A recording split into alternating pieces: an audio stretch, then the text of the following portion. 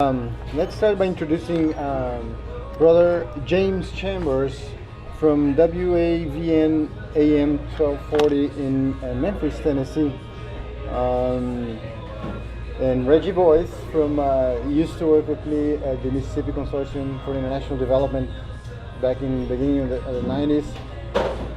So we're meeting with this gentleman to learn a little bit about gospel music and the history of this music style and how it impacts the community that it serves, that it's supposed to serve, the social impact that gospel has on the community.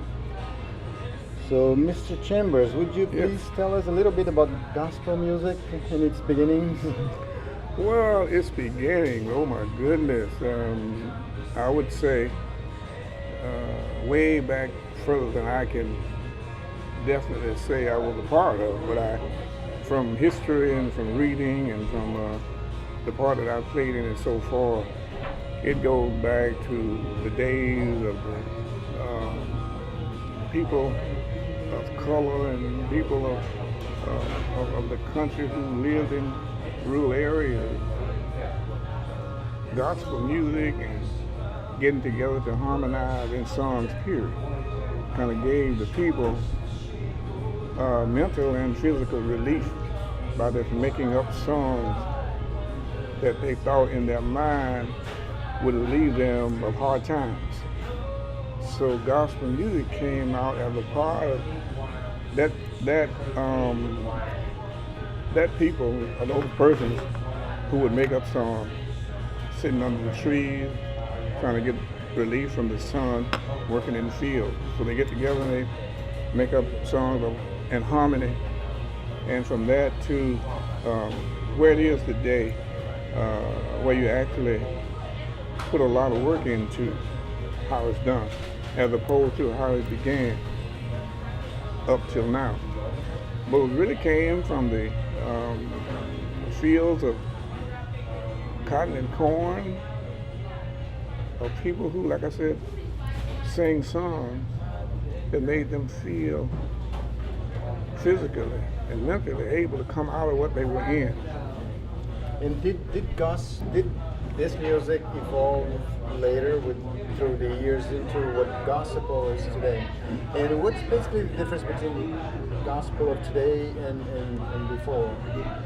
Well, today's gospel is very confined, it's very precise, and it's as important as any music that will ever be played. It's not just a music or just a kind of celebration. People put the best there is to production nowadays in gospel music. And if only thing that makes gospel music different from any other music is the lyrics. Today you got the same production that you have in jazz, hip hop, blues, the same production these days go into gospel, as opposed to years ago when they said, oh, it's just gospel, so it'll do. Not that way anymore. Today it's very important that it's produced right, because in radio and TV, if it's not produced right, then it never gets played. So it's just as important. Gospel music right now is just as important as any other genre of music that you know when it's being produced.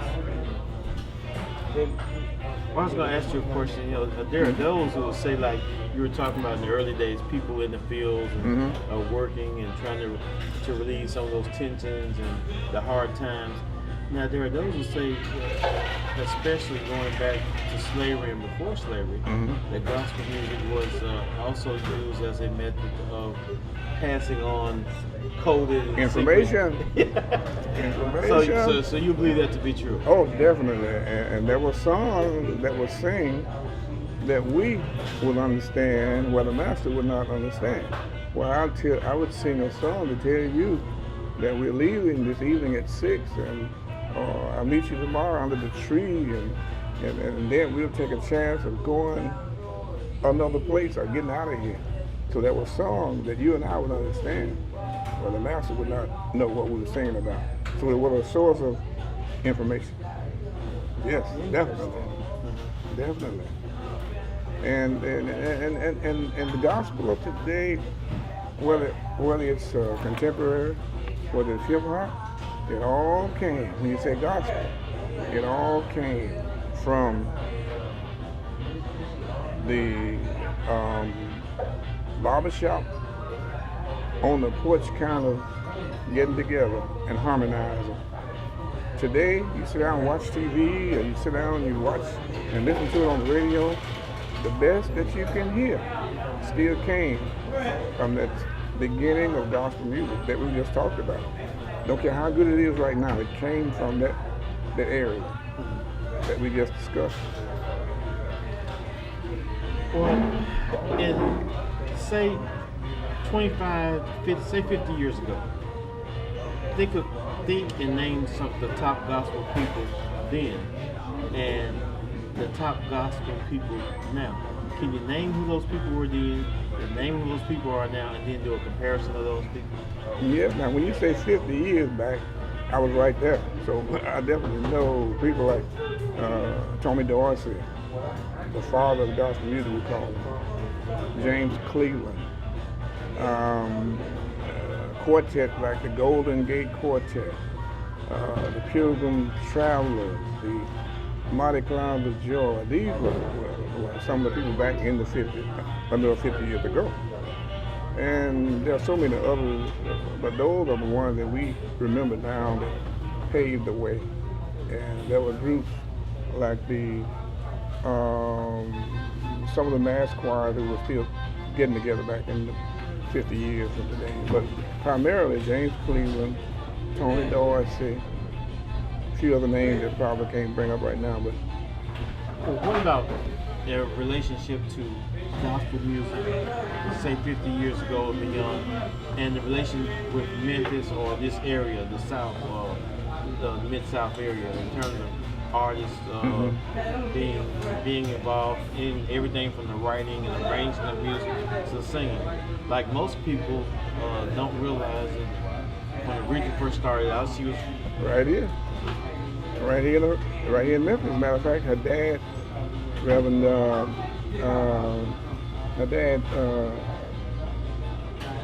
Reverend Franklin, pastored the church right here in the city of Memphis. And when you speak of Memphis and gospel music and gospel in general, it used to be years ago, we would say Chicago, Detroit, LA, a couple other cities, but now, right here in the Mid-South, Memphis is one of the, we call the Bible Belt. It's not mistaken either. We are the Bible Belt. And right here in Memphis, we're known with a sound that comes out of Memphis. Gospel and otherwise too. Blues, whatever. We got the Memphis sound. And it's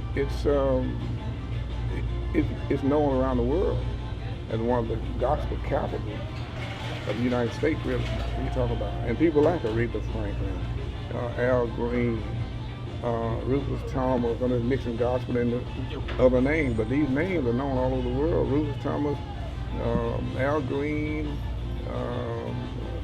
Elvis sang gospel in the city of Memphis. He's right from here. And so many of those names that we can name. Speaking of Elvis, now it was said by some, and it's been said by some, that Elvis really got his background in music once he moved here to Memphis by visiting black churches. Right. And there was one minister in particular, and I'm trying to remember, I can't recall his name. He also wrote a lot of songs. I know he used to be on WAVN a lot. Yes. Church right there on Elvis Presley now, right on the corner of Elvis Presley, just called South Parkway. He was the pastor there before he passed away. The church used to be a couple blocks down on, right off Elvis Presley. I know you're talking about Reverend, oh boy, it's bad to not remember, but I know what you're talking about. Not Field Jr., Oh boy. Because he wrote a lot of gospel songs. Yeah, many of the songs that Mahalia Jackson sang, and Patterson Ayers, and so many other folks who sing his songs. I'll think of his name before we get out of here, that's for sure. There was a minister that I knew down in Jackson, Mississippi, who was stationed in Millington back in, I guess, in World War II. And he said that there was a school teacher that lived in Memphis that was really big, had an influence in gospel, that taught music in the school system. Can you think I of? remember a school teacher that taught gospel music, 30s and 40s. It got by me there. I'm sure I would know the name if it came up. But. Okay, I can. I thought you may have.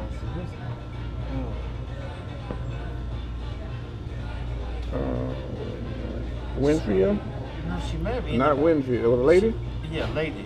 Oh, yeah. Okay. Did she get a school name out there? Yeah, she taught out there where Orlando Draper went to school.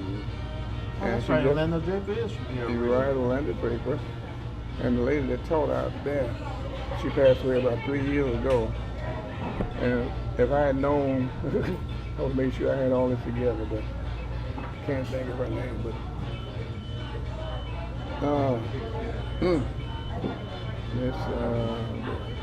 anyway, she taught Orlando Draper, and so many came out of the same high school. Really. Right. High school teacher. And I know who you're talking about. And she's made an influence in a lot of young people's lives, musicians and singers. And everybody who's watching this or hearing this knows who you're talking about. Now, other people that not commonly known as being big in gospel, that looked at as having history in gospel music, but most people see them as being in jazz or R&B. And could you talk about the Whalum family and their influence? Very big in the field of gospel and music in general. Kirk Whalum, who's a great saxophonist, he's played all over the world, not only just the United States, he's all over the world. And his brother, who is the pastor of the church here in the city, is known for his preaching ability and pastoring the church. And the Whalum family, really, he's got a brother that also plays horn. Also, so when you say Whalum, the Whalum family, you're talking about great musicians from jazz to gospel. So many people can compare would you compare the Whalum family like in music in terms of jazz, like they compare the Marcellus family in Marcellus? I would in terms say, of family? I would say yes. In the Memphis area, when you talk about the Memphis area, yes, I would say yes. Yeah, you probably read that. Yeah, definitely. The Whalum family would rate pretty close to being just as important as the Marcellus background in New Orleans. You say Whalum, New Orleans, Whalum, Memphis, Marcellus, New Orleans. So pretty much even. Yeah. Anything else that you want to talk that you think is very important that people should know about, say, gospel music in this area, gospel music, period, and I was mentioning to Leandro yesterday when we got together that really gospel is also the foundation for most of American music. Period. But a lot of folks don't realize how intertwined that is, because almost every major R&B star or blues star, they got their church.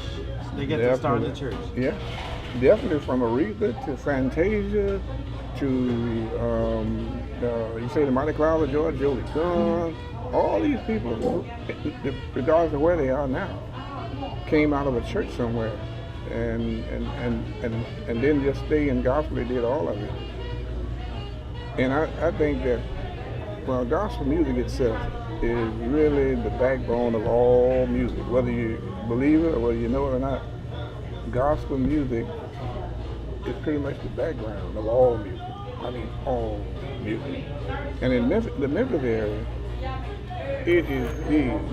Gospel is big because we're a church, a city of churches. For the size of this city, I guess we have more churches than any other city this size. And on Sundays, every church in the city is pretty much full of people. So that tells you how strong gospel is. And the ministers of the gospel who are preachers and pastors, and then every church has a choir. You're talking about thousands and thousands of people when you count them all up. So that's how strong gospel music is in this area, in the South period. Yeah, because there used to be a joke in Memphis years ago that in Memphis, on every corner there's either a church or a gas station. Service station. So, and it's almost true today. And almost every street you go on got more than one church on it, more than likely. And on Sunday they're full of people. So that shows you how strong gospel is. What would you say is the most important aspect of or influence that gospel music has on the regular citizen, on the regular person? I think the average person that listens to gospel or even think of gospel has a further interest than just hearing it in the ear or how it's produced. The average person who's a church-going person or people listening to gospel has a sense of the after effects of it all at the end of life on this earth. Gospel leads you in the direction of Jesus Christ. And the singing and the preaching and everything that's in gospel music leads the mindset into really another world. And that's just how important gospel is to the average listener, the average person that's involved in gospel. And it does influence everybody, even those who say don't believe like we do who are in gospel, but they do, because it wouldn't be an argument one way or the other if they didn't believe. If you say there's no God, then really you really telling me that you really believe, but you don't believe what I believe. But you wouldn't even bring it up if you didn't. And right, you wouldn't even bring it up if you didn't believe it at all. That's true. Thank you. We appreciate your time, and we don't know how much we appreciate